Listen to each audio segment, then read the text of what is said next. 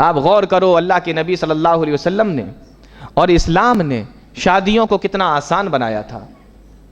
بخاری کی روایت ہے، اللہ کے نبی صلی اللہ علیہ وسلم کے پاس میں ایک عورت آئی، صحابہ کرام کا مجمع لگا ہوا ہے، ایک عورت آئی اور اللہ کے نبی صلی اللہ علیہ وسلم سے آ کر کہنے لگی، اے اللہ کے نبی، میں اپنے آپ کو آپ کے لیے ہبہ کرتی ہوں، آپ چاہیں تو مجھ سے نکاح کر لیں، میں آپ کے لیے اپنے آپ کو ہبہ کرتی ہوں، مطلب میں آپ سے شادی کرنا چاہتی ہوں، آپ اگر مجھ سے شادی کرنا چاہتے ہیں تو کر لیں، میں اپنے آپ کو آپ کے اوپر پیش کر رہی ہوں۔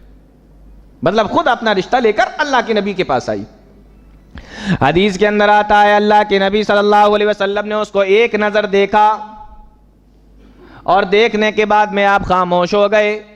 وہ عورت تھوڑی دیر تک کھڑی رہی۔ جب صحابہ کرام نے دیکھا اللہ کے نبی صلی اللہ علیہ وسلم خاموش ہیں، کوئی جواب نہیں دیا، ایک صحابی رسول اٹھ کر کھڑے ہو گئے، کہنے لگے، اللہ کے نبی، اگر آپ اس سے شادی نہیں کرنا چاہتے ہیں تو میری شادی کروا دیجئے، میں تیار ہوں شادی کرنے کے لیے، میری شادی کروا دو۔ اللہ کے نبی صلی اللہ علیہ وسلم نے اس صحابی سے پوچھا کہ تیرے لیے مہر میں دینے کے لیے کیا ہے، تیرے پاس مہر میں دینے کے لیے کیا ہے؟ تو شادی کرنا چاہتا ہے، تیرے پاس کچھ ہے مہر میں دینے کے لیے؟ مسلمانوں، اس عورت سے نہیں پوچھا تو شادی کرنے آئی ہے، دہیج ہے گھر میں؟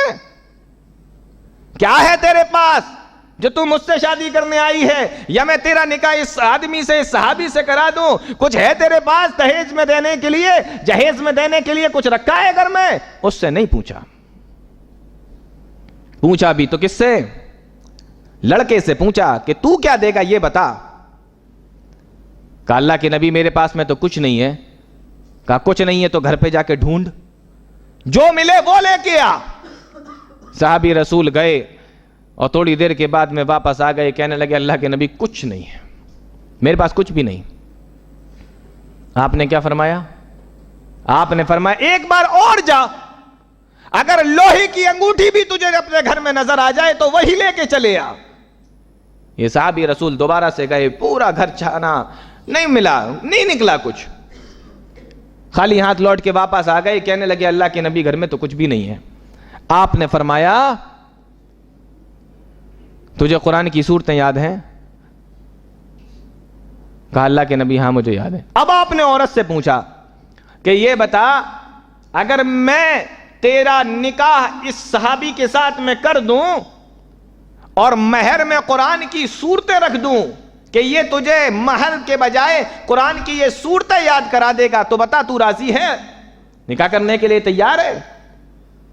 عورت نے کہا اللہ کے نبی مجھ سے زیادہ خوش نصیب کون ہوگا جس کے مہر میں قرآن کی صورتوں کو رکھ دیا جائے اور نکاح پڑھانے والے آپ ہوں۔ کہا میں راضی ہوں۔ اللہ کے نبی صلی اللہ علیہ وسلم نے دونوں کا نکاح پڑھا دیا، دونوں میاں بیوی بن گئے، اور کہا صحابی رسول سے تو مہر کے بدلے میں یہ صورتیں اپنی اس بیوی کو یاد کرا دینا۔ پیارے نبی صلی اللہ علیہ وسلم نے عورت سے نہیں پوچھا کہ تیرے پاس میں دینے کے لیے کیا ہے، تیرے پاس میں دینے کو کیا ہے۔